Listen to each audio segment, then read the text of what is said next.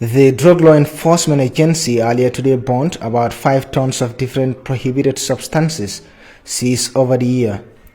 The burnt substances include cannabis, hashish, heroin, cocaine, with a street value of hundreds of millions of dollars. The Drug Law Enforcement Agency Director General Alhaji Bakari Gassama, Minister of Interior, among others, witnessed the destruction ceremony at the Old Cape Road in Bakau. At the ceremony, the Director General Alhaji Bakari Gassama confirms the worth of the destroyed drugs. Cannabis, we are destroying 4 tons, 607 grams and 700 milligrams. On hashish, we are destroying today 238 kilos, 664 grams. Heroin, 17 grams.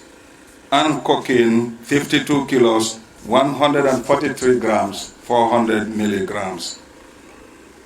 Mr. Chair, ladies and gentlemen, the street value of these drugs stands at $109,529,070. This is equivalent to $2,106,328.27. The seizure of this huge quantity of drugs is the result of extreme hard work and commitment of my staff. The Minister of Interior, Yankuba Sanko, delves into the misinformation and stereotypes attached to the country on drug-related matters.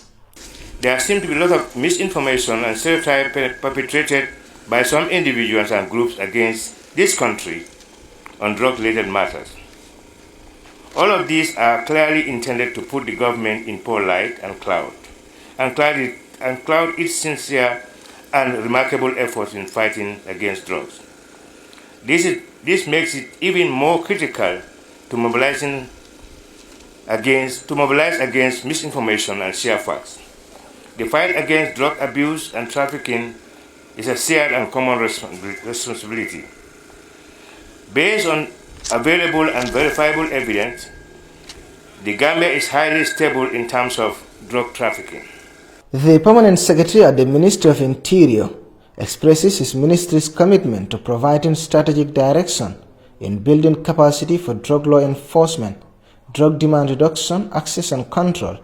This is not only a demonstration of accountability and transparency, but also a proof of hard work of our operatives to save the country from illicit drugs and related crimes.